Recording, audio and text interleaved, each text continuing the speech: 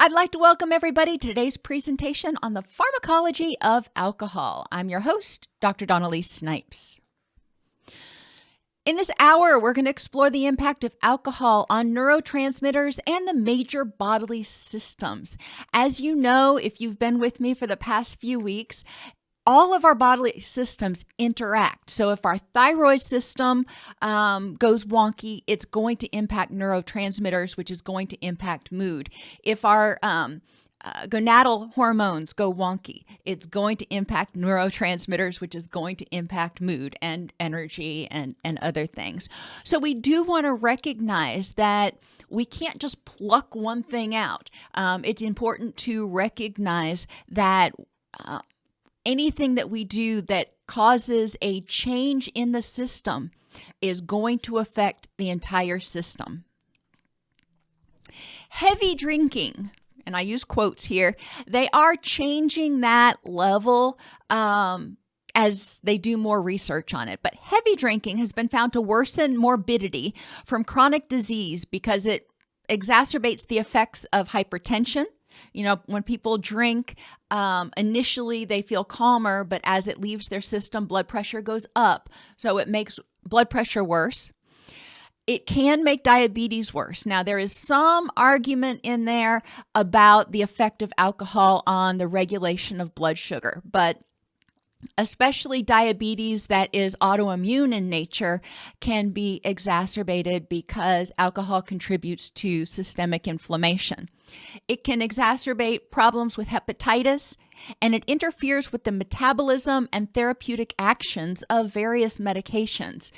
So we do want to pay attention to this. Cytochrome, I think it's P450, the grapefruit enzyme is, or the one that we need to be concerned with if we take medications that are metabolized by that. We can't eat grapefruit. So they say, look for the grapefruit warning. Anyhow, that means that whatever that medication is broken down in the liver. And if the liver is inflamed because of alcohol use or misuse, then it's going to potentially inhibit the breakdown of those medications. And most of your medications, from NSAIDs to psychotropics to even warfarin, are on that list.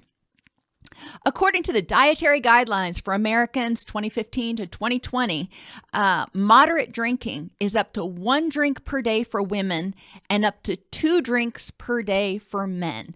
And you can go to that website and figure out how much a drink is. It's not a tall boy. You know, we want to recognize that 1 drink is really only a couple of ounces of, like wine, and, much less than that of hard liquor.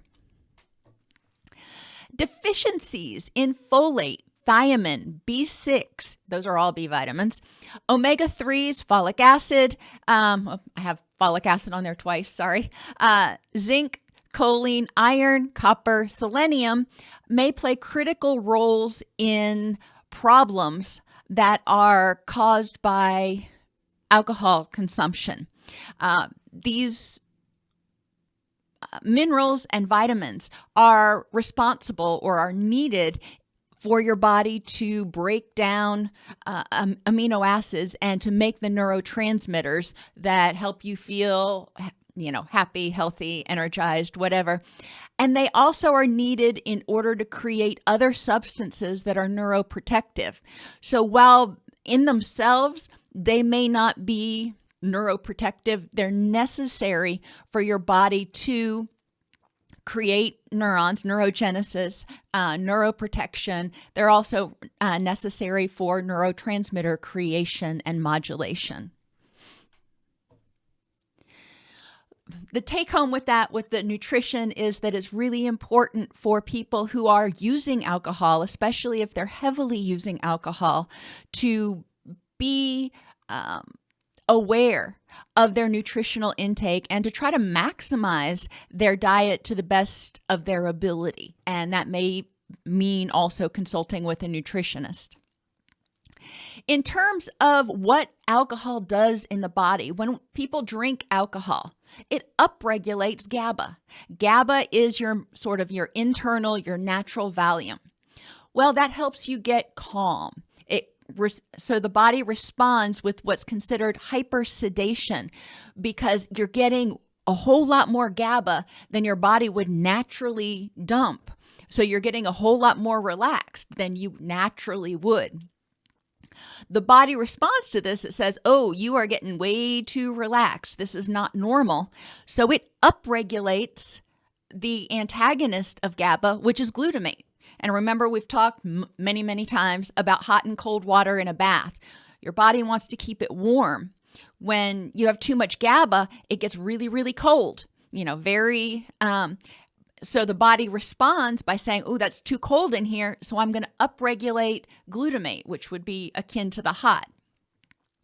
When the alcohol wears off, the person feels anxiety symptoms because of the excess glutamate. So the alcohol leaves the system and, the GABA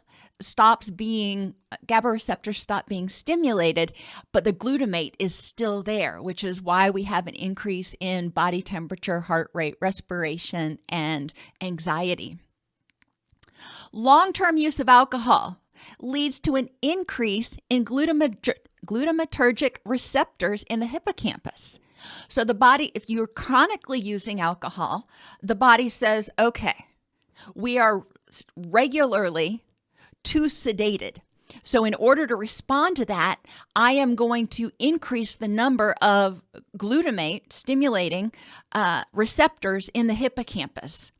Well, that means that when the person's not using alcohol, they are often probably going to feel higher levels of anxiety and agitation because they have so many more receptors now. Low to moderate levels of alcohol increase dopamine release, but high levels in the person who just occasionally uses actually dampen it. That is protective.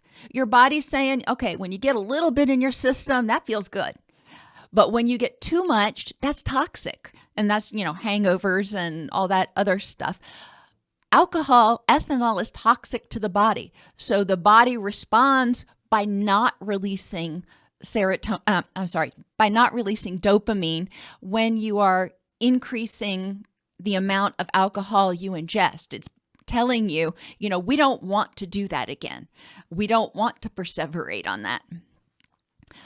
Just like the body increases glutamatergic receptors in the brain because of chronic alcohol use in order to balance that out. If you're going to keep pouring in excess cold, it's going to figure out a way to ramp up the hot. The same thing happens with dopamine. Under chronic ethanol exposure, chronic drinking, there are adaptations in dopamine release. So what used to be, and this is where we get into tolerance, what used to be a lot of alcohol, what used to dampen the dopamine response, well, now that's kind of normal.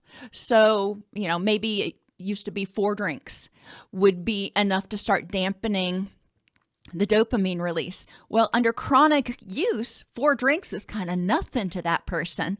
So the body's still going to be secreting and increasing dopamine. It's going to take a lot more alcohol before the body starts saying, okay, I think you need to stop now. Alcohol also increases serotonin receptor activation. Now, it's important to remember, and I'm not going to go through all of them right now. There's a video on the YouTube channel on serotonin itself that talks about all the different types of serotonin receptors. It's important to just note that serotonin is a modulating neurochemical. It can increase. Some of its receptors have excitatory properties. Some of its receptors have depressant type properties. But what we do know is alcohol increases serotonin receptor activation. So there is more of that. One of the challenges or cautions, if you're working with somebody who happens to be on either opioids or selective serotonin uptake inhibitors, anything that's going to increase serotonin. That can also be SAMe or St. John's wort, some of the over-the-counter things that people use. When they are taking anything that increases their serotonin and they drink alcohol, you're creating an additive and exponentially additive effect, which is going to cause hyperexcitability of serotonin, which can precipitate a episode of serotonin syndrome. How often does it happen? You would have to dig into the research, but that is one of the main reasons that doctors tell you, hey, if you're on something that increases serotonin, you probably shouldn't be drinking. Likewise, if they're on opioids, the person is already sedated. And then if they drink on top of that, that's going to exponentially sedate the person. Alcohol acts directly on mu-opioid receptors. Mu-opioid receptors are the same receptors that things like methadone and heroin and oxycodone act on. So who knew that alcohol actually targeted the opioid receptors as well, which is one of the reasons you get that feeling of euphoria. It is targeting those endorphin receptors. Long-standing heavy alcohol use impairs liver functioning. Alcohol is really hard on the liver, and it causes a lot of systemic inflammation. When the liver gets inflamed, it starts having difficulty functioning. Impaired liver functioning can cause toxicity and systemic inflammation. So if the liver's not functioning well at filtering out all the crap, then the toxins can build up in the system. When that happens, the immune system goes into overdrive and says, ooh, there's stuff here that's not supposed to be here, and you start getting systemic inflammation. This can lead to a disproportionate loss of cerebral white matter and gray matter and impairments in cognition and executive functioning. So what we're seeing is inflammation not only in the liver, but throughout the body, including in the brain. And we're seeing that the increase in glutamatergic neurons, we talked about that excess stimulation creates a situation of excitotoxicity. So, and we've talked about that in other classes. When there is too much stimulation in the brain, when it's running, quote, too hot, so to speak, we start to see neuronal death. And we do start seeing that as a result of alcohol usage. As the brain adapts and becomes more excitatory. So when somebody's not under the influence, when they're not artificially upregulating their GABA, then they've got way more glutamate than they really should have, or glutamatergic activity than they really should have going on. And that can contribute to neuronal death. Postmortem studies showed that about 75% of heavy drinkers have significant brain damage or degeneration. This is not necessarily just people who are defined or identified as having alcohol use disorder. These are people who are, quote, heavy drinkers, so more than 5 drinks a day. Regarding gray matter degeneration, so we've got both white and gray matter in our brains. Thiamine deficiency alone reduces neurotrophic protein levels in the thalamus and neurotransmitter levels in the hippocampus and the cerebral cortex. So we've got gray matter degeneration resulting partly from thiamine deficiency. But what we do see is in these areas of the brain, we have a reduction in neurotransmitter levels. We know that we don't want to start monkeying with those neurotransmitter levels, or it's going to start impacting mood and energy, libido, and the list goes on. Alcohol abuse and thiamine deficiency together cause greater reductions in white matter volume. They have found some, and we're going to talk about Wernicke's Korsakoff Syndrome in a little while, but they have found Wernicke's encephalopathy in people who are anorexic or in people who have had gastric bypass surgery because of inadequate absorption of thiamine.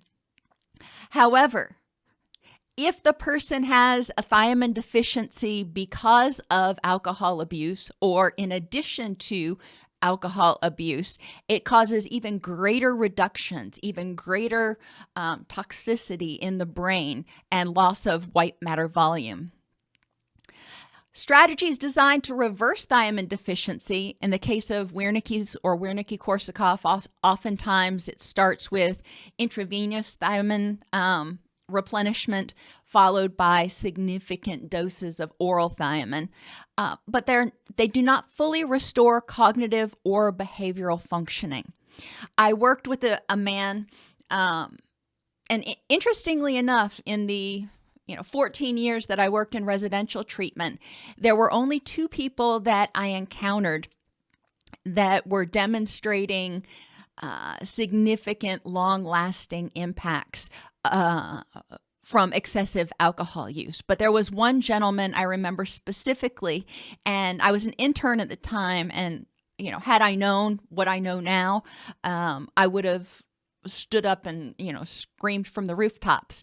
But while he was in treatment with us, his cognition declined markedly, and even once he was sober, even once he was clean, his cognition didn't return. And had he had some thiamine infusion, it could have helped some, but it probably still wouldn't have been 100% recovery. Cognitive impairment in humans can be partially reversed by abstinence, so just getting it out of your system can help a lot. But more than 50% of people have persistent alcohol-related deficits in learning, memory, and executive functioning. It doesn't mean that they are going to be confined to an institution, but what it does mean is, if they were super duper sharp before they started heavily drinking, they may not ever return to that, pre-drinking level of mental acuity. So it is important to recognize that heavy drinking, once you start losing those neurons, there's only so much your body can do to regenerate. Since alcohol-related cognitive impairment can persist after detox, it can be difficult to diagnose and can confound the course of other neurodegenerative diseases, including Alzheimer's and dementia, especially vascular dementia. Now, we know that inflammation is problematic and correlated to systemic inflammation, the development of Alzheimer's. We know that high blood pressure, stroke, and oxygen deprivation to the brain because of excessive sedation can all contribute to vascular dementia. So people who have been using alcohol are at higher risk for cognitive related diseases. And, like we said, sometimes it's harder to differentiate. Is this cognitive impairment because of loss of white matter or gray matter because of the alcohol use, or did the person have a stroke, or are they suffering from vascular dementia? The treatment plans are very different for someone who has vascular dementia or early onset Alzheimer's versus someone who is, quote, simply recovering from heavy alcohol use. Acute hepatic encephalopathy. Now, it took me forever to figure out how to spell that over and over again. I know you didn't need to know that, but whatever. Acute hepatic encephalopathy is a neuropsychiatric disorder that is clinically manifested by confusion, difficulty thinking clearly, coma, that's one of those clues there, tremors, loss of fine motor coordination, hyperreflexia, so excessively responsive reflexes, slowed speech, and mild cognitive impairment. People with acute hepatic encephalopathy may have deficits in their ability to work and capacity to carry out activities of daily living in the absence of overt encephalopathy. So they may only have mild symptoms, but you start seeing that this person is evidencing more difficulty thinking clearly, confusion. They have more difficulty signing their name, loss of fine motor coordination. It's certainly worth getting this evaluated. Hepatic encephalopathy is a swelling of the brain caused by toxins because the liver can't clear out the toxins quickly enough. So if the liver were healthy, then theoretically it would clear out. Wernicke's encephalopathy, which is what I was mentioning earlier, is an acute neuropsychiatric disorder caused by thiamine deficiency. Symptoms include altered mental status. Again, it can be confusion, disorientation, delirium, ataxia, and ophthalmoplegia. I always struggle on that one, obviously. Ophthalmoplegia is when people lose control of their eyes. And I did have one client, I remember, who was experiencing this when she was in clinic. Her eyes were fixated up and right, and she couldn't move them. She couldn't look down. They were just paralyzed like that during the when she was there. So obviously she went to the hospital and got thiamine and whatever else she needed. Repeated bouts of thiamine deficiency can cause severe and permanent deficits in spatial memory and increased perseverative behavior. This is important for us to recognize. If people are binge drinking, for example, that can cause repeat bouts of thiamine deficiency. If we start seeing increases in perseverative behavior, them doing things repeatedly, we want to consider, is this, are they stimming for some reason? Is this OCD type behavior? What is going on and what's causing it? Obviously, if it is a result of Wernicke's encephalopathy, that is very different than obsessive compulsive disorder and would require a much different treatment, specifically stabilizing those thiamine levels. Thiamine deficiency, together with binge or chronic alcohol exposure, causes progressive cognitive dysfunction and loss of neuroplasticity due to GABAergic inhibition and increased glutamatergic excitation. So basically, that's the clinical way of saying that people's cognition gets progressively worse and their neurons, their brain loses the ability to be as responsive because GABA is inhibited by the body. The body's kind of pushing that GABA down. It's saying you're getting way too much in, so we need to make that system less responsive. And then it's exciting the glutamatergic system, so it's actually turning up the heat, which is its own way of trying to create homeostasis and prepare for that influx of alcohol. Unfortunately, that does create that neurotoxic environment. So you start losing neurons, you start losing that white and gray matter. In terms of thiamine deficiency, typically, and I say typically, it would happen with heavy drinking. Now, you've got to remember, we've got to look at the person's diet. Are they getting enough thiamine to begin with? Do they have a reason, anorexia, gastric bypass, for example, that they may not be getting enough thiamine? So it's not just the drinking that we've got to look at. We do need to consider other reasons why their thiamine might be low. There are a lot of people out there who've had gastric bypass, and if they're not taking their vitamins and pills and everything as prescribed, they could be suffering from a thiamine deficiency, and any amount of alcohol could exacerbate that. In terms of hepatic encephalopathy, it is if the inflammation on the liver can be brought down under control, if the liver can be made healthy again, then you see less problems from it. But it is a long process, and there is no guarantee that that's actually going to solve the problem. People with Wernicke-Korsakoff syndrome actually do, there is a relatively high mortality rate with it.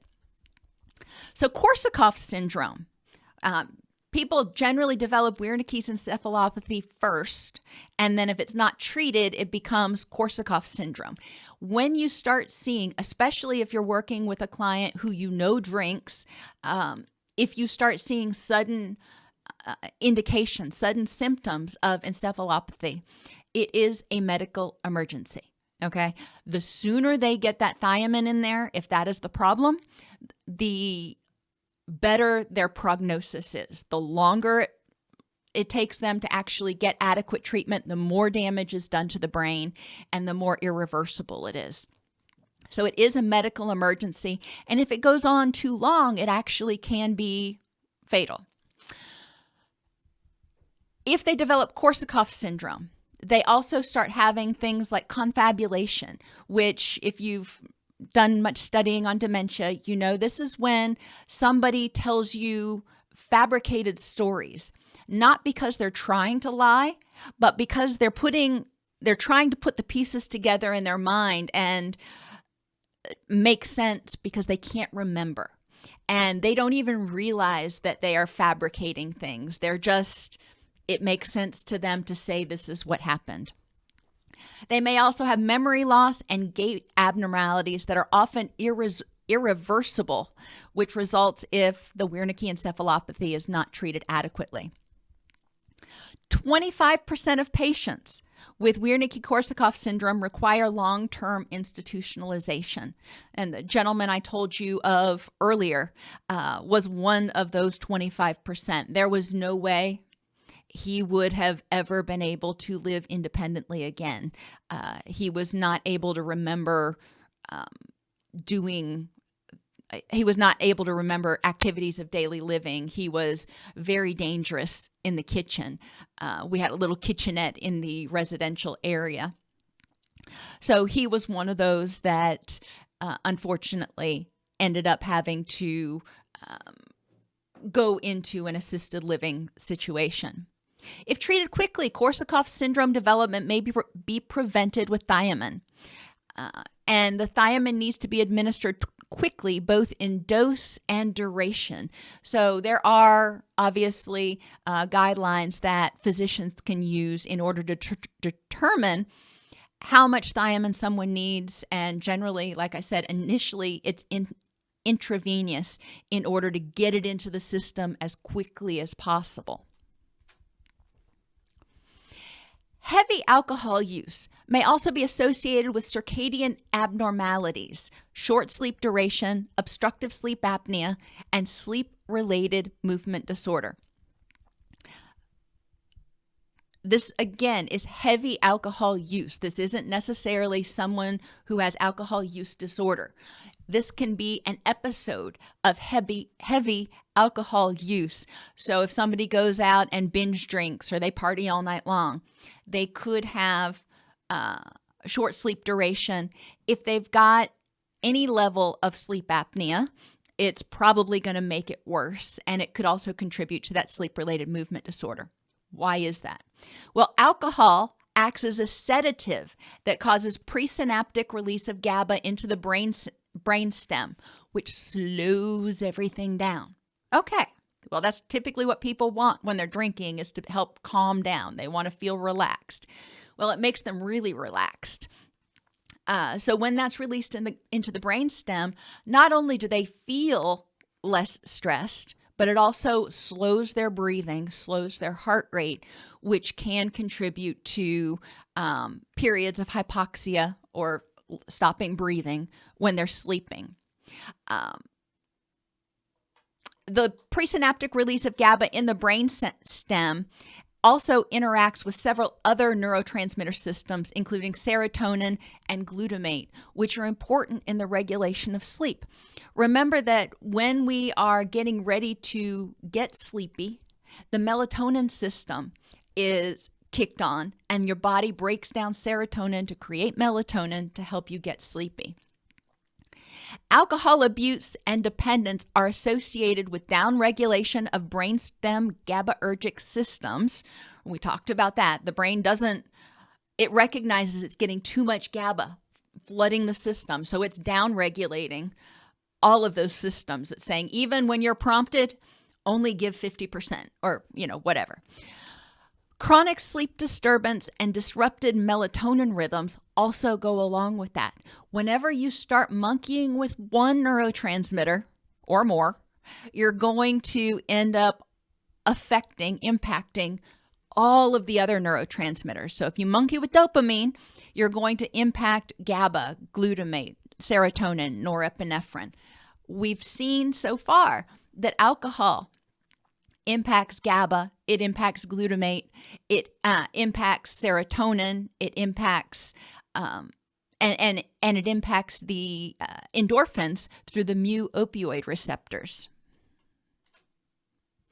Insufficient quality sleep or insomnia are associated with negative consequences to immune functioning.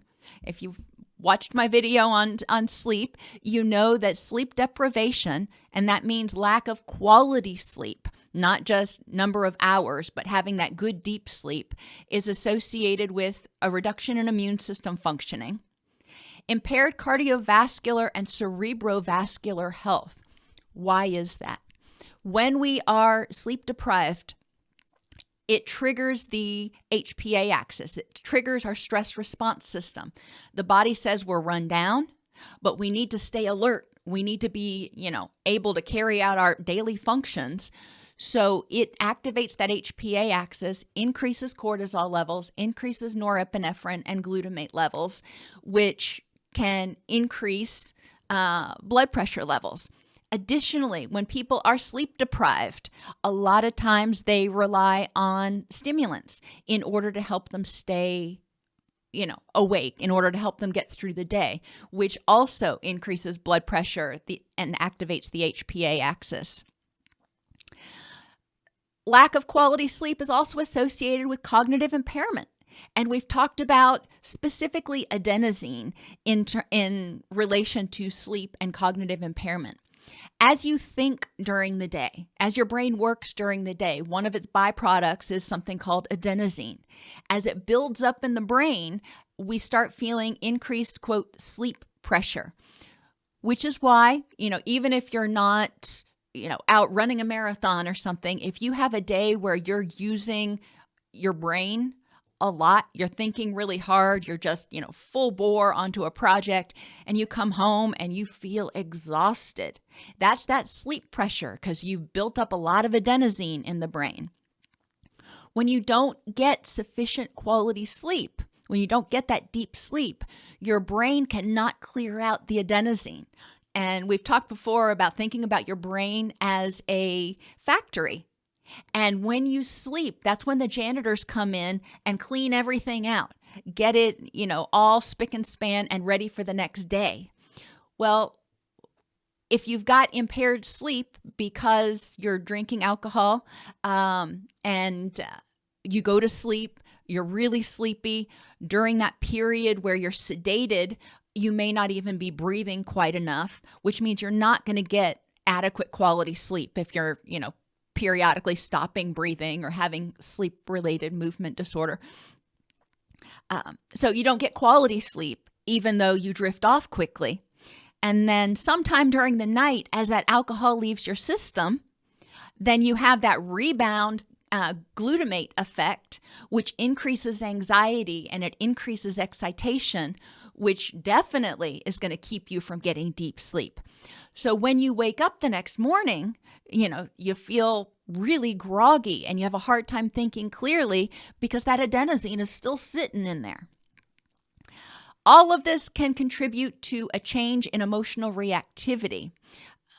The brain does a lot when we sleep to balance hormones and neurotransmitters and everything else. So lack of quality sleep can contribute to neurotransmitter imbalances. But also, just, if your blood pressure is higher, if you're having difficulty thinking, if you're struggling to get through the day and you don't feel so good, then, think about it. Are you going to be, your chipper self? Over 10,000 people come to BetterHelp every day looking for a counselor. BetterHelp makes it easy for you to move your practice online and focus on what you love most, helping others.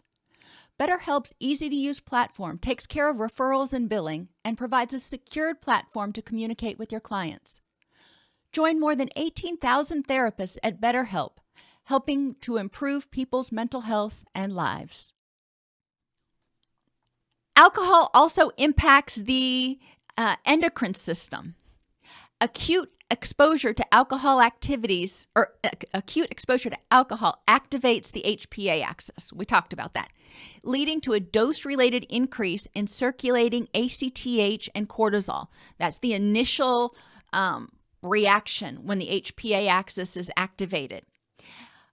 But while this is happening, that HPA-Axis is kicked off to stimulate the stress response, but the GABA system is also kicked off at the same time. So people feel less anxiety, but almost more enthusiasm and euphoria at the same time. So we've got this paradoxical thing going on when people initially consume alcohol. Chronic use leads to a blunted HPA-Axis response and the impairment of inhibitory control of the HPA-Axis. Similar to people who've experienced trauma, when the brain is regularly flooded, regularly exposed to that ACTH and cortisol, glutamate, norepinephrine, all those excitatory neurochemicals, eventually the brain starts going, okay, that's too much of that too. So I need to be less responsive to that, which leads to a feeling of flat. A lot of times when people are in early recovery, because their HPA-Axis is blunted, nothing really gets them excited. Nothing really makes them angry. It's really hard to motivate them and get those excitatory juices flowing. But when they do finally trigger that HPA-Axis, there's an exaggerated response. So we've talked about the phrase I use usually is the flat and the furious. So people go from being kind of flat, kind of blah, kind of whatever, to either super excited or super enraged or anxious beyond belief. There is no middle ground. There's no happy. There is no irritated. It's enraged. Which this emotional dysregulation contributes to impulsive activities. It can contribute to interpersonal problems. It's one of those things that, for example, dialectical behavior therapy is excellent at helping people address, helping them start learning how to re-regulate themselves when they become dysregulated, because it's going to take a little while for the brain to repair itself, for the HPA-Axis to rebalance, knowing that, hey, we're not going to be flooded with that GABA stuff all the time anymore. That doesn't happen overnight. That takes time. So in that early recovery period, in that detox period, it's important for people to have tools in order to handle the dysregulation.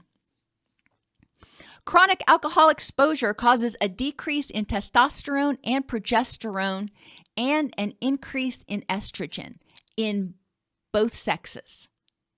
So let's think about what that means.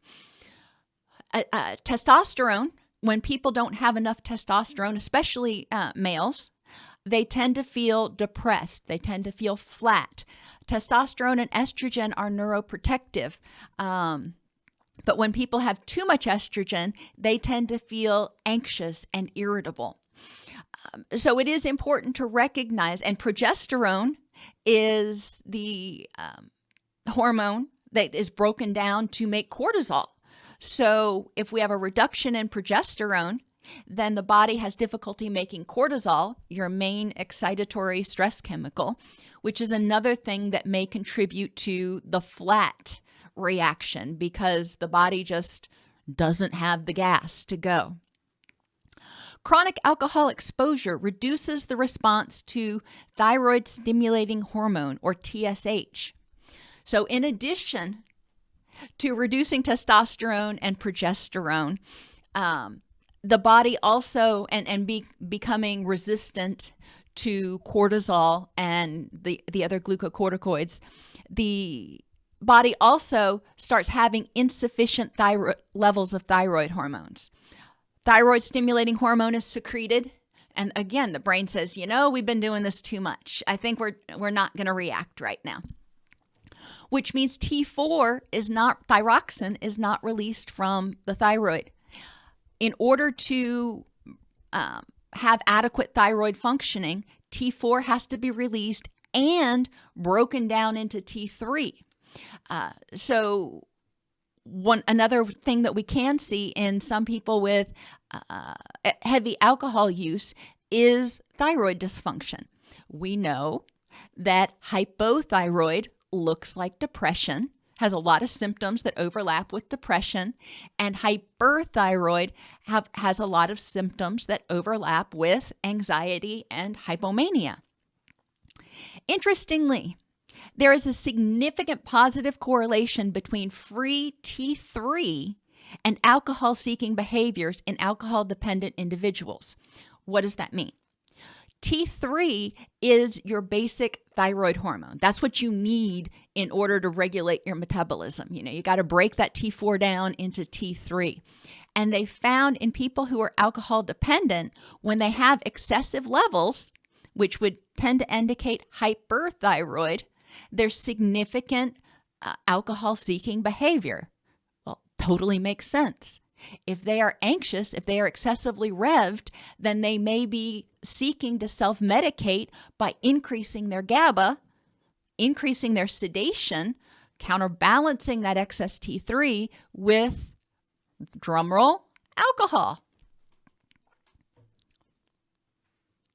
Alcohol-induced changes in the gut and intestinal microbiota composition contribute to the link between alcohol-induced oxidative stress and hyperpermeability to bacterial toxins, and systemic inflammation, tissue damage, organ pathologies, and including the development of alcoholic liver disease. So there's a lot of stuff in that sentence. I think it's probably even a run-on. But when people drink alcohol, it revs up the system.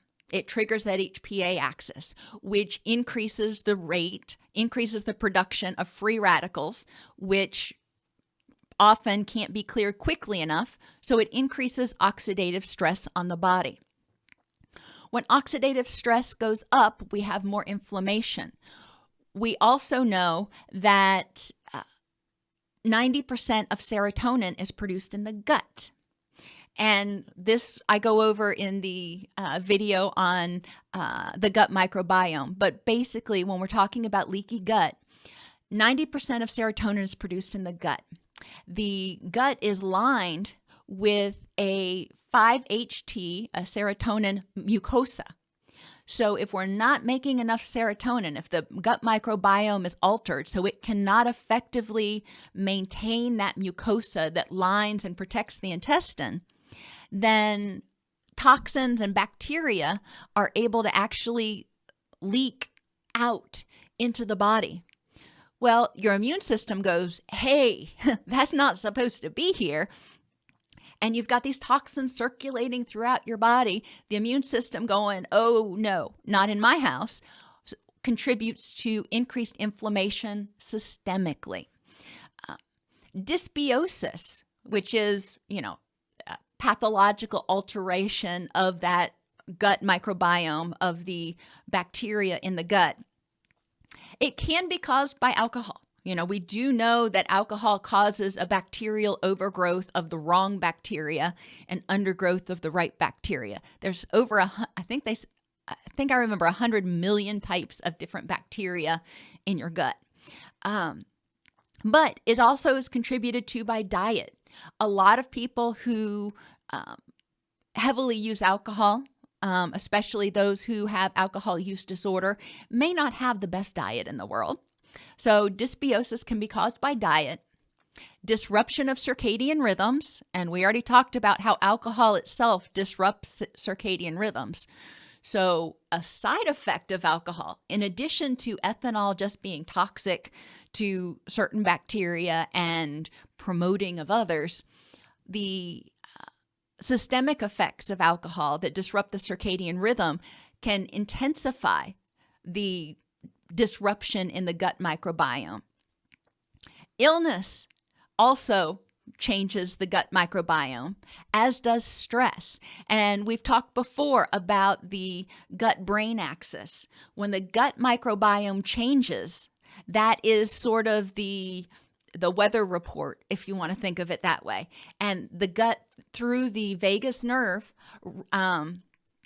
reports to the brain what's going on. It says, okay, we've got alterations down here, so you need to decide how to proceed. And so the brain gets the message that things are not going so well and responds however it responds.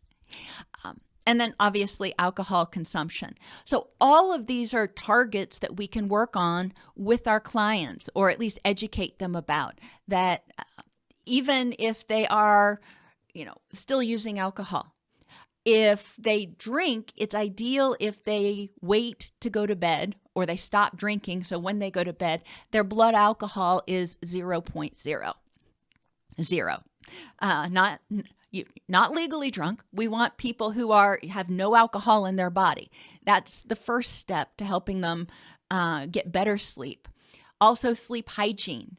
We want to educate them about the impact of nutrition. I mean, you need calcium, iron, thiamine, folate, zinc, the list goes on, in order to, for example, break tryptophan down into 5-HT, down into serotonin. So you don't just need the protein, you also need all those other ancillary vitamins and minerals. We can educate people about that. We can't prescribe for them what to eat, but we can help them understand that nutrition is an important part of recovery process, whether you're working with them because they've got anxiety or depression or fibromyalgia. Nutrition is going to play a big part. Stress management, well, that's right up our alley. We can help people develop distress tolerance skills, mindfulness, coping skills, etc. And then just education about the impact of alcoholic beverages can go a long way for people. Not everybody's going to stop drinking. That is one of those things that in our country, a lot of people are very determined that they are going to be able to drink, and doing it smartly. It's not a word, but it is one of the keys that we can help people with. As I said earlier, alcohol suppresses the immune system, making people more susceptible to illnesses. Now let's think about that right now in today's world. Do you really want to be doing anything to impair your immune system? I know I don't. It's important for people to recognize that certain behaviors they do may make them more at risk. We know that, the American Cancer Society identifies alcohol consumption as one of those risk factors for the development of cancer. 600,000 people are going to die this year, more than that, are going to die this year from cancer. If reducing alcohol consumption could help with that, that might be something people want to know. And don't assume people know this. You may not feel the need or want to go through it with them step by step, but it is important to have informational literature around that they can read. It's great to have it in the waiting room because while they're twiddling their thumbs, they may look at different handouts or whatever that are available. Chronic alcohol exposure also interferes with normal functioning of all aspects of the adaptive immune response. Remember that adaptive immune response is when your body is exposed to a pathogen and it identifies it and says, oh, this is not a good thing. Let me learn how to defeat it so the next time it comes around, I don't get as sick or I don't get sick at all. Well, alcohol prevents that. So your body doesn't really learn. So people tend to get sick. Not only are they more susceptible, but they tend to get sick, which basically from the same things because their body doesn't learn. Acute alcohol inhibits and chronic alcohol accelerates inflammatory responses, partially due to activation and progressive dysfunction of the HPA-Axis. So again, back to that good old HPA-Axis. When the system is functioning normally, there's a stressor. The body releases energy, cortisol, norepinephrine, glutamate, thyroxine, causes the body to dump blood sugar, suppresses the immune system, suppresses inflammation, suppresses pain, so you can fight or flee. So the person is, not feeling it, and they're able to get away from the hungry lion.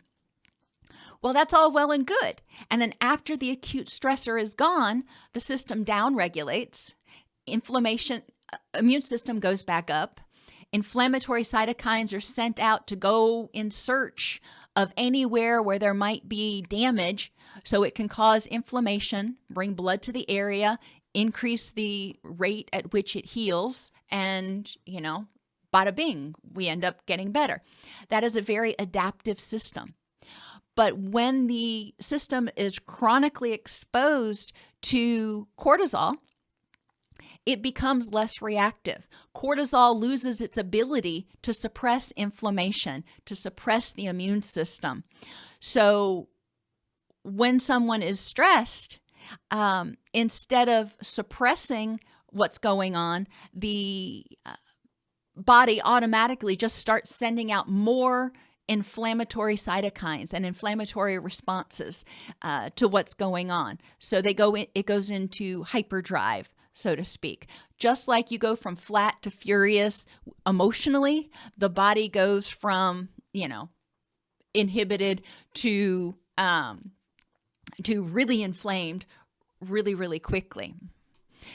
Another thing that happens with the chronic activation of the HPA-Axis is a lot of times it loses its ability to downregulate itself. So instead of being a self-controlling system, it's just constantly in this state of on. It's stuck in the on position. And that's another thing that does remedy with time. But it's important to recognize that there are paradoxical reactions that occur when the system gets dysfunctional. So what you would expect to happen in a normal, healthy body, generally the opposite will happen. Alcohol withdrawal symptoms begin within 2 to 48 hours after you have your last drink. So it's not necessarily just that initial 2 hours. Some people don't really start experiencing the symptoms until, 48 hours later. Some of that can be due to how much what their blood alcohol level was when they had their last drink. Obviously, it takes the body a lot longer to process, if you are 0.25 versus if you're 0.05. If somebody has impaired hepatic functioning, impaired liver functioning, it also takes their body a lot longer to clear the alcohol. So the withdrawal symptoms are going to kick in when your body gets to a certain level of systemic imbalance, when that GABA stimulation is sufficiently suppressed and glutamate is sufficiently upregulated that your blood pressure starts going up. Now, alcohol withdrawal can be life-threatening. This is not, people think, oh, well, I'll just detox myself at home. That is very, very ill-advised. At the very least, the person needs to be monitored on an outpatient basis. But alcohol withdrawal can be life-threatening. Increase in blood pressure, headache, clammy skin, rapid heart rate, difficulty thinking clearly or concentrating. So if somebody is detoxing at home and they start having, heart palpitations or something, they may not be able to think clearly enough to figure out how to get help. So that's, a big problem too. Anxiety, irritability, changes in sleep patterns, because that circadian rhythm is really wanting to get back into whack, so to speak. Fatigue, seizures, and hallucinations. Now, obviously, excessively high blood pressure, seizures, hallucinations, and any heart rhythm disturbances are of the most concern in terms of somebody's safety. A lot of the rest of it is very, very unpleasant. But in a detox facility, a lot of these symptoms can be managed. When blood pressure goes too high, remember, people are at risk of a stroke or a seizure. Alcohol impacts nearly every system of the body and alters levels of most neurotransmitters. Chronic alcohol use can lead to HPA-Axis dysregulation. Increases in GABA and stimulation of mu-opioid receptors, those endorphins, caused by alcohol can have a dangerous additive effect when combined with benzodiazepines or opioids. So you don't want to drink alcohol and take benzos or opioids at the same time. That can be very, very dangerous. Alcohol may also potentiate antidepressants, specifically your selective serotonin reuptake inhibitors. Alcohol causes excitotoxicity in the brain that results in reductions of both white and gray matter. An inhibition of thiamine absorption can cause a life-threatening condition called Wernicke-Korsakoff Syndrome and should be a consideration when people present with sudden onset of cognitive symptoms, even if they are not diagnosed as having an alcohol use disorder. If they are heavy users, especially if they're heavy users, but anytime you see a sudden change in cognition, it's important to inquire about alcohol use and most recent alcohol use to figure out if thiamine insufficiency might potentially be a cause. Okay, questions. When people drink alcohol, it is inflammatory. It's inflammatory to the gut, and it can result in, heartburn and indigestion. Yes, it can. Alrighty, everybody. I know a lot of what we went over today is probably old hat if you've been working in a substance abuse setting for a while, but hopefully you got a few new tidbits about the interaction, like with the mu-opioid receptors, to help you understand the complex interaction of alcohol on the body and how it impacts, not just mood and not just the liver, but literally every bodily system.